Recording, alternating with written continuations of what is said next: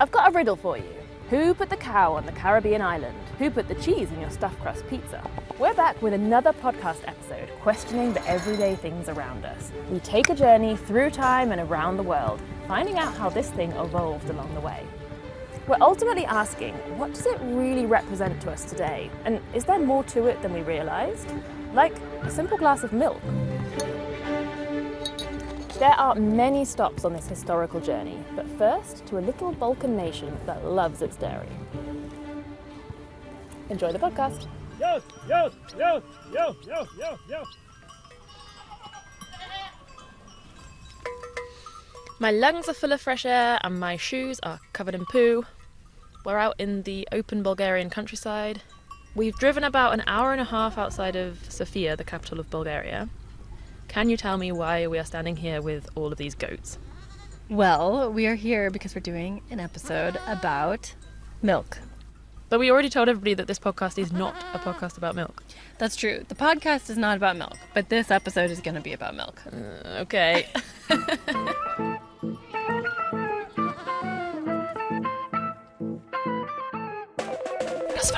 Chinese whispers. Telefono senza fili. Sporci di telefono. Television scam. Don't drink the milk. What do you associate with milk? In the Old Testament, the Promised Land is referred to as a land flowing with milk and honey. And you know our galaxy, the Milky Way? Well, according to ancient Greek mythology, it was formed when divine breast milk spilled across the heavens. Legend also has it that queens like Cleopatra and Elizabeth I used to bathe in milk because they thought it would keep them looking young and fresh. Milk is so often associated with youth and innocence, and yet... In films like No Country for Old Men, Inglourious Basterds, or A Clockwork Orange, it's the baddies, the villains who chug the white stuff. So maybe there are a few more surprises hidden in the story of this everyday drink.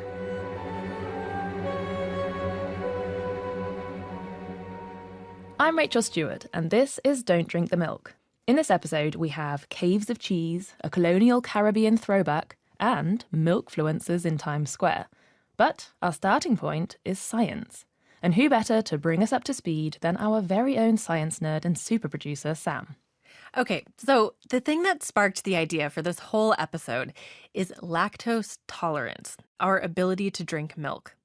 The thing is that all adult humans everywhere used to be lactose intolerant, every single one.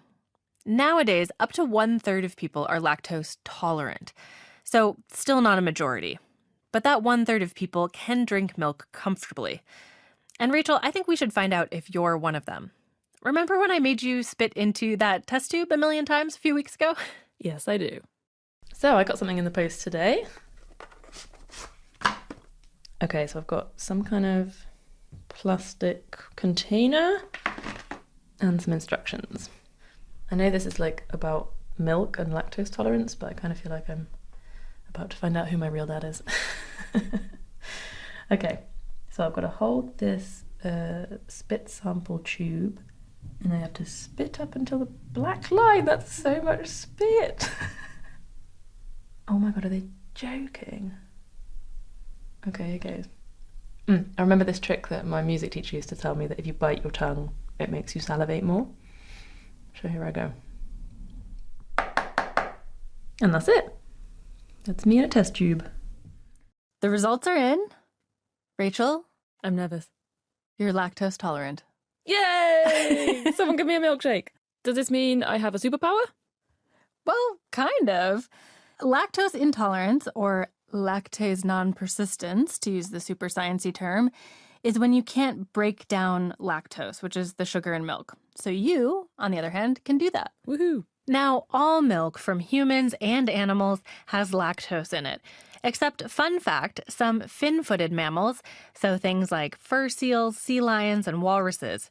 So I guess we could all drink their milk if you can figure out how to milk a walrus. I'll pass. But milk is intended for babies, right? And babies have this enzyme that allows them to break down lactose. But once you've been weaned off of breast milk as a child, our bodies stop producing this enzyme. But I'm not a baby, so why do I have this enzyme? That can be traced back to a genetic mutation that occurred a very long time ago, probably somewhere in Central Europe. It's a few thousand years ago in the Bronze Age. You're living in a community in these forested Bulgarian hills, mostly just doing your best to get enough food to survive. You've got some domesticated animals, and you've started drinking milk from these animals, which has some real benefits. Milk is effectively a superfood in terms of its nutritional composition. That's Mark Thomas, an evolutionary geneticist at University College London. I mean, it's got almost the perfect balance of nutrients. So milk is a very good source of uncontaminated fluid. I mean, it's relatively pathogen-free compared to, for example, river water or well water and so on. Uncontaminated fluids with lots of nutrients. Great. Plus, there's none of the ups and downs of seasonal crop harvests. Milk is there for you all year round. But when you start to drink this stuff, it makes you a bit gassy. Sometimes you get diarrhea. Overall, it's pretty uncomfortable. Your neighbor has figured out how to make cheese and yogurt, though, which is a little better for digestion as it has less lactose, so fewer nasty side effects. But then, your community gets a disease. Medical care wasn't the best back in those days, and since everyone's sick or dealing with a relative who is, there's no one to make that easier to digest cheese or yogurt. You turn back to milk as a vital source of calories. And with that comes the diarrhea,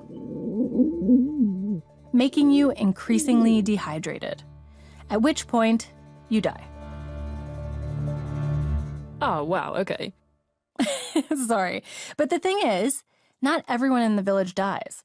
Some people have a genetic variant allowing them to drink milk without the digestion problems, so they survive. Oh, so this is essentially like natural selection. Exactly.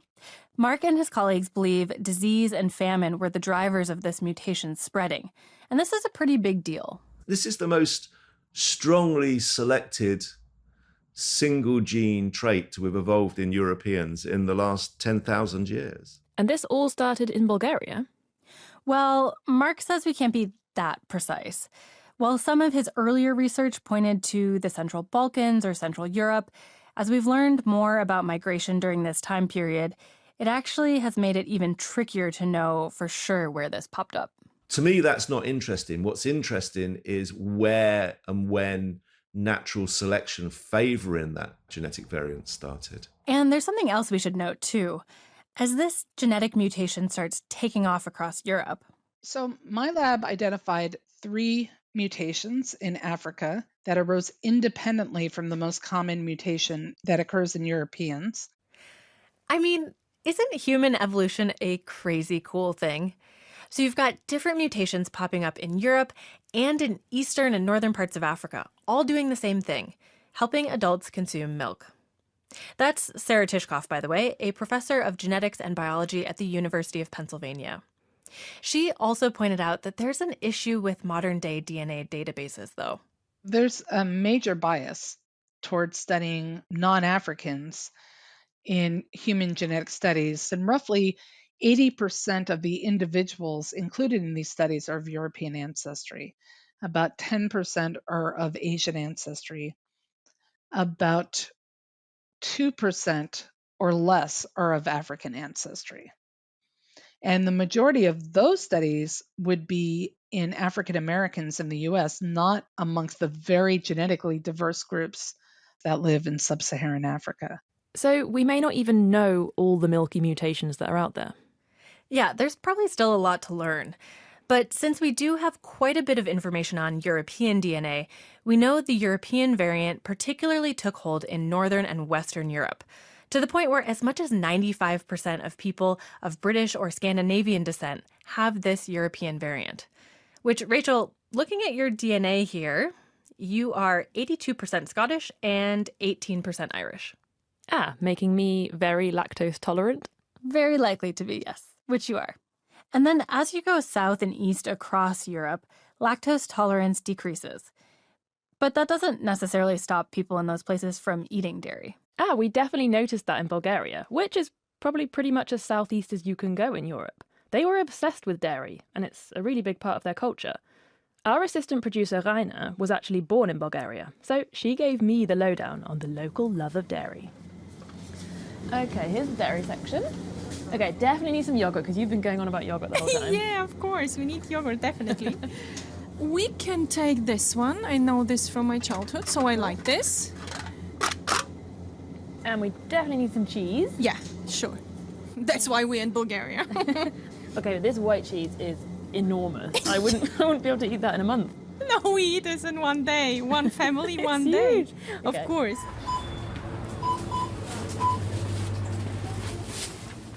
Okay, so this here is typical Bulgarian yogurt, and we eat a lot of yogurt. There was a time where I ate like 3 pots of yogurt every day, like for the morning, midday, and in the afternoon. And what exactly is so special about Bulgarian yogurt? Like, why does everyone make such a fuss about it? First of all, it contains specific bacteria that is native to Bulgaria here. Very good for your gut, for your immune system, for your liver, for everything. This is a medicine. We call it medicine. We eat it, we drink it, we put it on our skin when we are sunburned. When we go to the villages in Bulgaria, you see people making their own yogurt. And I can remember my granny, we had sheep, we had cows, and I always remember one sentence. She said, "Don't jump on the bed," because the milk, she's pouring actually milk into glasses, bottle glasses, and then putting 1 or 2 spoons of old yogurt, and then this are covered in blankets or a pile of clothes because they need a kind of a temperature. I don't know what kind of temperature, but it should be warm and it should stay like this for hours. And then it becomes yogurt, you know? Because it's fermenting. Yes, yes. Yeah. Okay. Oh, this is a nice one. It's a very, very good consistency, you know? Okay, I'm going in with a spoon. Ooh. Okay, that's really tangy, but I really like it. Yeah. It's really refreshing, actually. I feel healthier already.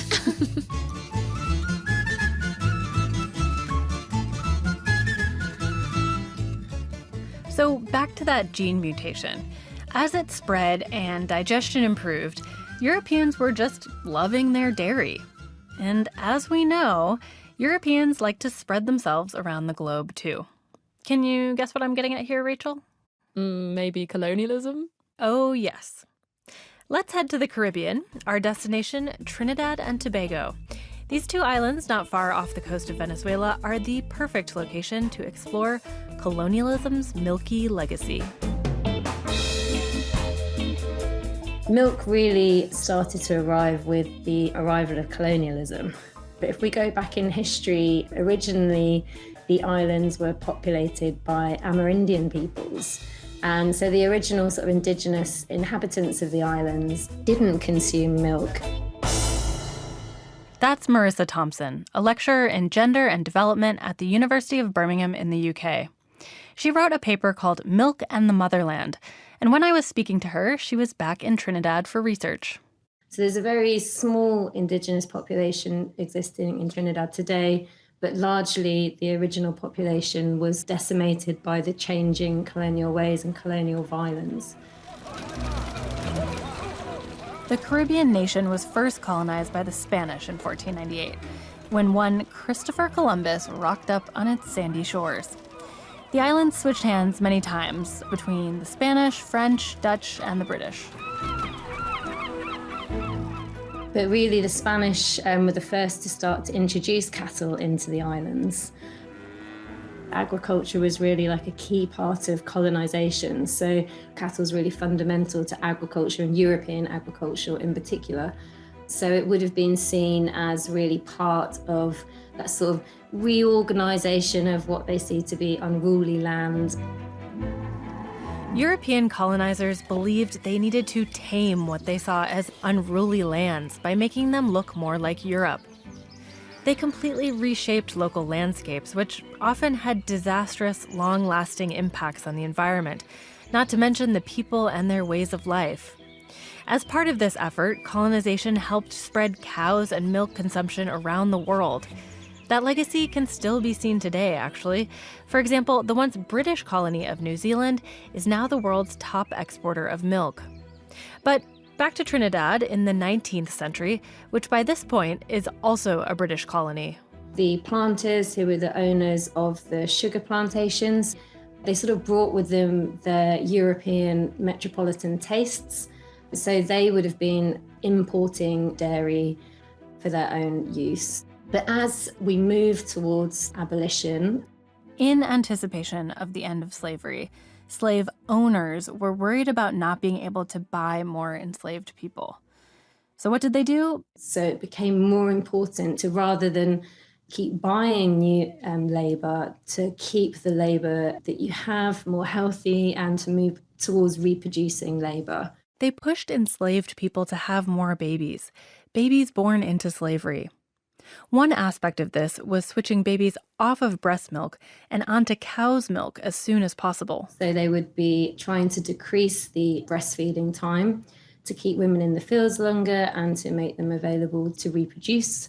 So that's when we really start to see the colonial administration starting to put in rules that organise breastfeeding, fertility, marriage, conjugal relations, and all sorts of things like that. In most British colonies, slavery was eventually abolished in 1834. Indentured servitude was still allowed. For the next 70 years or so, nearly 150,000 indentured servants came over from India. Many of them would have been Hindu, so they have the religious veneration of the cow. Cow's milk and purity is used symbolically and part of religious ceremonies. So that brought with it a new milk culture, in a sense, to Trinidad, on top of the layering of already what had been happening in terms of the intersection between European cultures, African cultures, and indigenous cultures here. Remember those connections between religion and milk? In Hinduism, the universe is a sea of milk, and it's churned into butter by the gods. But despite all this effort to bring dairy to these Caribbean islands, cows aren't exactly suited to the tropics. And later in the 20th century, the dairy industry in Trinidad and Tobago dwindled. These days, you mainly get long life or powdered milk in the supermarkets. And a lot of that is produced by Nestle and also various global companies. And then if you move into the cheese aisles, you'll see that all of the cheese is pretty much imported still. So there's a really interesting colonial sort of hangover and inheritance there, that a lot of these products are still imported and extremely expensive as well. They're some of the most expensive items in the supermarket.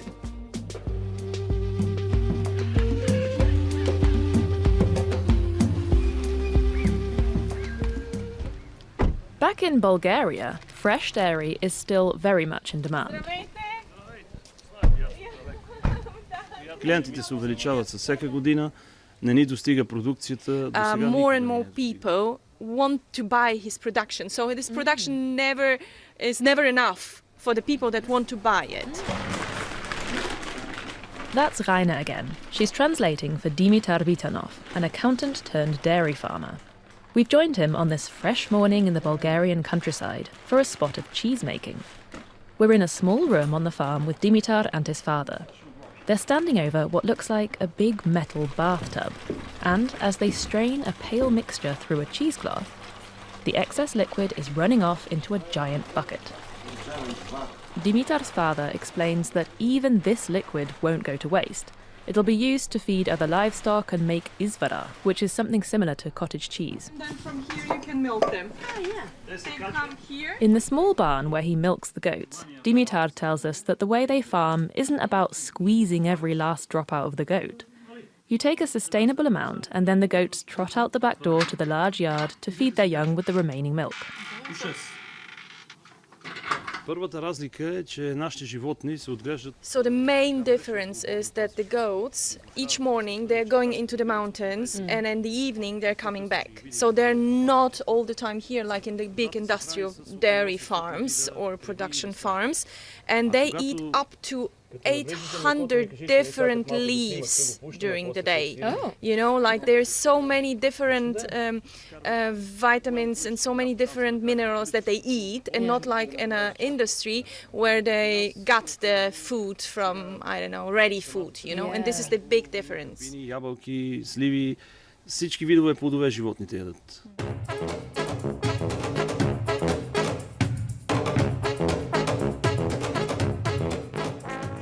That's one side of milk we haven't even touched upon yet, sustainability. I actually stopped drinking cow's milk a few years back and switched to oat milk for environmental reasons. Yeah, I often opt for oat milk as well. Okay, so I know cows aren't great when it comes to climate change, but how bad is it exactly? Cows produce methane when they fart and burp. But methane is this super potent greenhouse gas, about 83 times worse than carbon dioxide. And the more cows we have, the more methane's released. But beyond this methane issue, it also just takes more resources to raise livestock than it does a bunch of oats. That all adds up to the point where livestock accounts for almost 15% of global greenhouse gas emissions. That's almost as much as transportation. That's so high. I might be in a bit of a bubble, but so many people that I know have switched to plant-based milk now. And even though, for example, dairy is big in Bulgaria, we spoke to plenty of locals who are drinking less milk for various reasons. And I mean, we've still got our oat milk cappuccinos pretty much everywhere. Yeah, and we found that one pistachio almond cashew milk at the grocery store, remember? That one was so good. So it really does seem like a bit of a trend, right? Well, yeah. The global picture is that sales of plant-based milk have been consistently increasing over the past 5 years, and they're set to double in the next 5 years. The trend of drinking less cow's milk is especially strong among younger consumers, perhaps because of these environmental concerns. In the US, Gen Z bought 20% less milk last year than the national average, which means milk, cow's milk, is looking for some good publicity. So my marathon schedule is quite the busy one. Just running, strength training, tempo runs. Hi guys, so my name is Yvonne Zapata, aka they call me Miss Outside in the running community of New York City. What I do is that I'm a runner and I'm an advocate for women who are Latina runners, representing all plus sizes of women. There's a campaign on TikTok and Instagram, hashtag #gonnaneedmilk, and it's trying to reach a younger market with influencers like Yvonne. I was myself, which I loved. They represented me. And Women's Day, they blasted it all over Times Square, and it was such an awesome, amazing experience.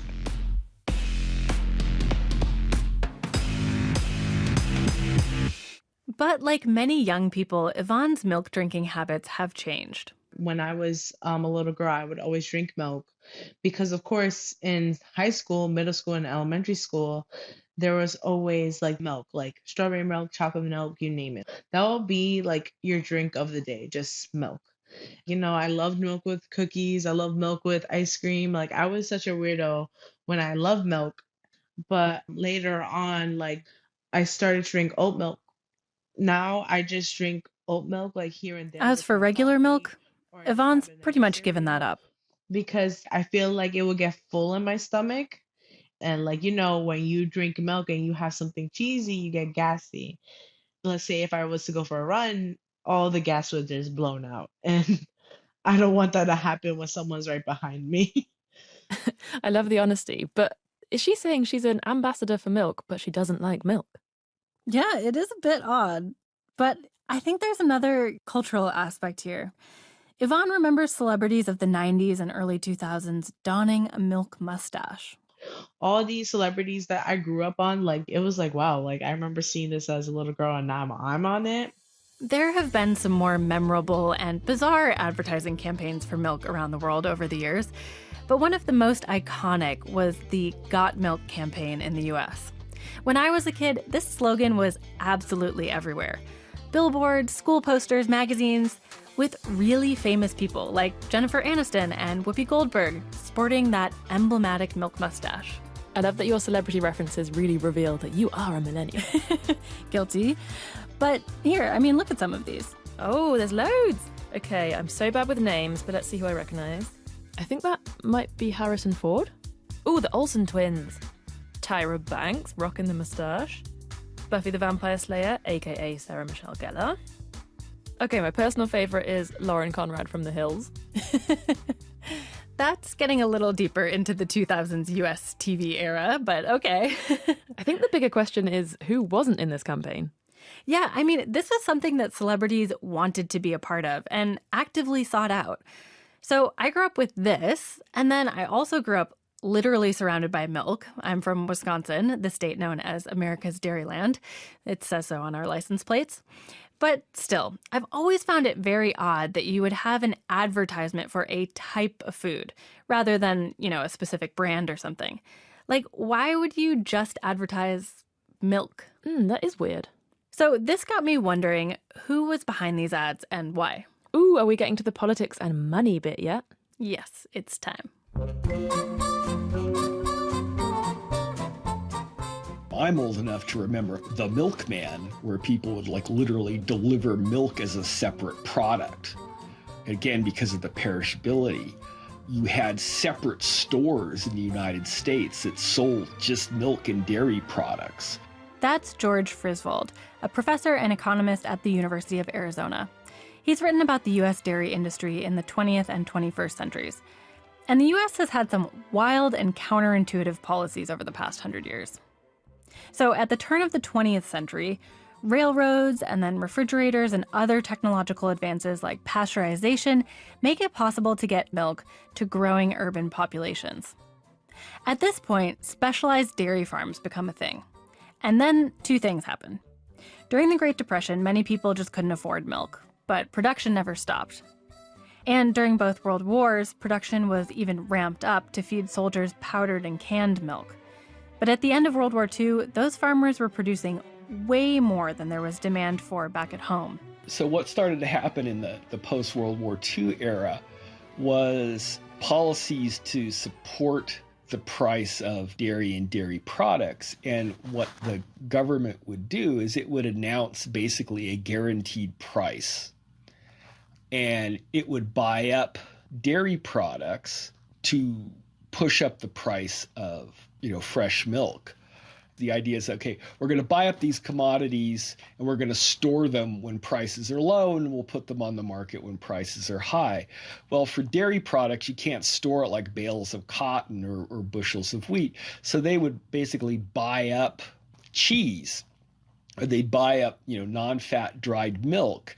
But the problem is if you guaranteed a very, very high price for farmers, they would produce a lot more because, I have a guaranteed high price. Also, if there's new technologies that will allow you to produce more per cow, it's like, I'm going to adopt that because I have a guaranteed high price.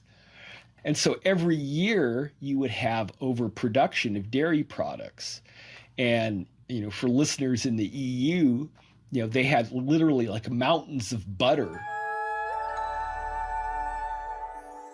that the governments were storing to prop up dairy prices in the EU. And in the US, they had huge blocks of cheese that they couldn't fit in places because they didn't have enough refrigeration capacity. So they were storing it in like cool underground caves. So you had caves of cheese, basically. Yes, we had caves of cheese. And again, what do you do with all this cheese? They would make it available to lower income folks. And again, you could go to like food banks or pantries and get, big chunks of not great American cheese. At the same time, you started to have the school lunch program. School lunches gave the government the chance to kill two birds with one stone, improve kids' nutrition, and support dairy farmers. But anytime you have two policies trying to do one thing, it gets problematic. And the U.S. has very much tried to do both of these things. For over 100 years, dairy has been a prominent feature of the U.S. dietary guidelines. Today, they still recommend 3 servings of dairy a day, despite studies that call this into question. Interestingly, I drank a lot of milk. I was probably in the 5 servings a day growing up because that was part of Midwest culture. That 3 servings a day was deficiency in the Midwest. But actually, I hardly ever drink milk now. Walter Willett is a professor of nutrition and epidemiology at Harvard. He's also a former member of the National Academy of Medicine's Food and Nutrition Board. Milk is beneficial for children for sure, but primarily if it's coming from the mother. Milk consumption by adults is a really complicated issue. It's certainly not essential because many parts of the world, much of Asia, Africa, Latin America, don't consume milk at all as adults. The main justification by the nutrition community has been that this is the critical source of calcium. While we do need calcium, the question is how much do we need? And it's been interesting that countries with the lowest milk consumption, where adults hardly drink milk at all, actually have the lowest fracture rates. And in any case, we can get calcium from things like nuts, legumes, and particularly green leafy vegetables. Now, remember how some of the biggest dairy consumers are in Northern Europe? That dairy-centric diet has been related to more cardiovascular disease. And until fairly recently, Northern Europe had the highest cardiovascular disease rates in the world.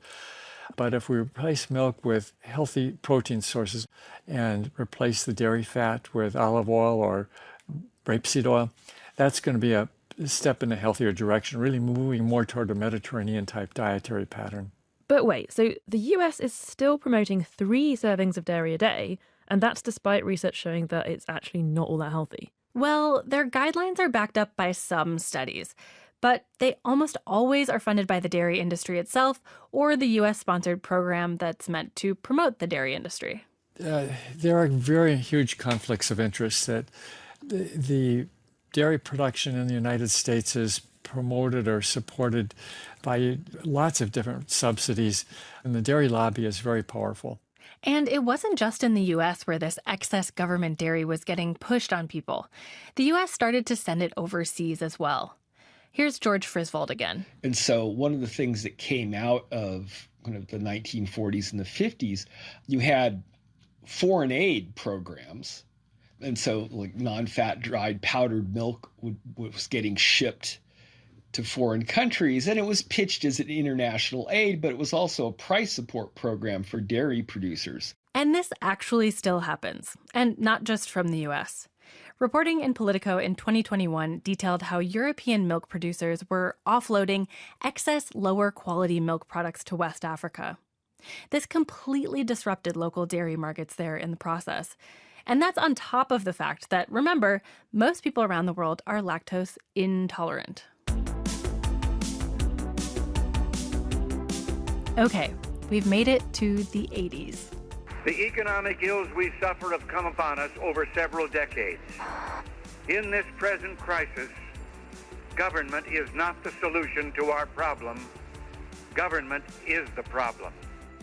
President Ronald Reagan comes into office, his administration looking for ways to cut government spending, which meant dairy subsidies, and the cows themselves, were on the chopping block.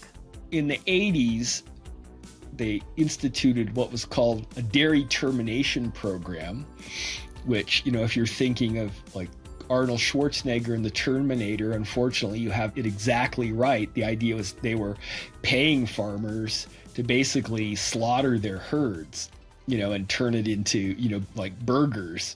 They paid farmers to kill their own cows? Yes, because they didn't want to have to pay the dairy farmers' milk subsidies. So in the 90s, they shift course and try a less violent tactic: marketing. In the US, there are these things called checkoff programs for various agricultural products, things like beef or raisins or almonds. The way it works in the case of milk is dairy farmers have to pay a few cents for every 100 pounds of milk their cows produce into a central fund. That money goes towards research, product development, and marketing. So that answers your question from earlier. That's why you have advertising for just milk in general rather than for a brand.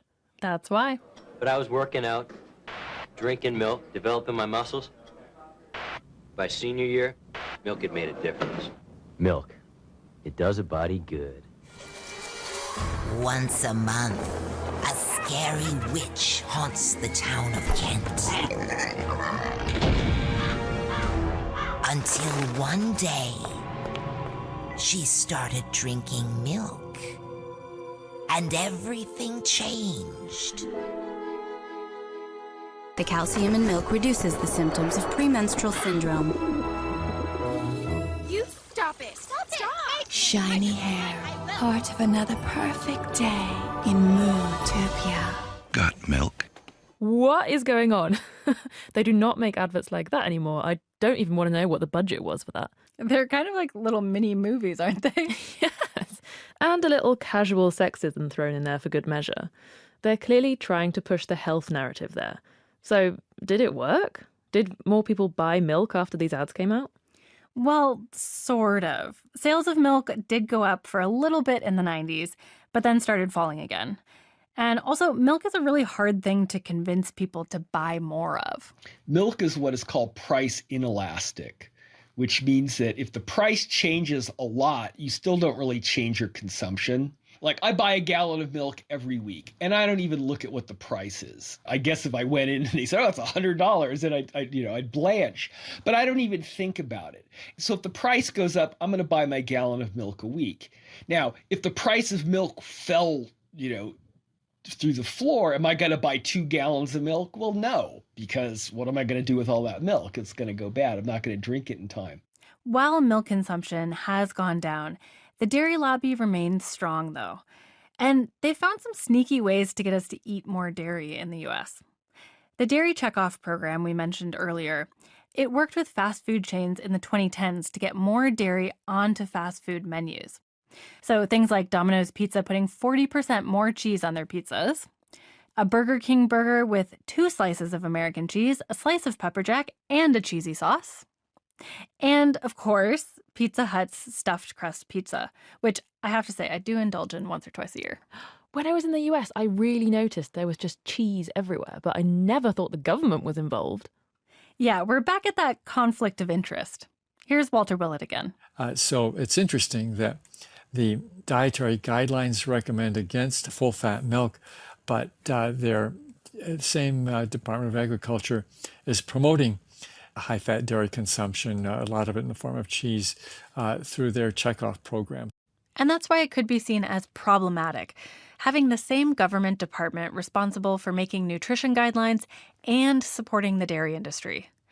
Interestingly, Canada has recently removed dairy as its own food group from food guidelines. They put it in the group of other protein sources, which is a good place to put it. Again, because dairy isn't essential, and we certainly don't need the 3 servings a day that are being recommended strongly by the U.S. guidelines. It's going to be very hard to do that politically in the United States because the dairy lobby is so powerful. Wow. We've gone from mutating genes all the way to political lobbies. Yep, there's more to milk than meets the eye. So what are you going to take away from all of this, Rachel? Definitely that milk will stop me behaving like a witch when I'm on my period. No, joking. I reckon probably it's just been a reminder that money is behind absolutely everything. What about you? Well, in thinking about this episode, I found myself just continuing to go back to the start and thinking about human evolution and, what exactly it took our scrappy species to make it on this planet. Now, for some people around the world, every calorie still counts for survival, and milk might be an essential part of their diet. But for those of us living in places where we have access to plenty of food, I think it's probably worth switching away from milk, or at least having a little bit less, for our own health and for the planet's. It might even be necessary if we'd like to survive as a species for a few thousand more years.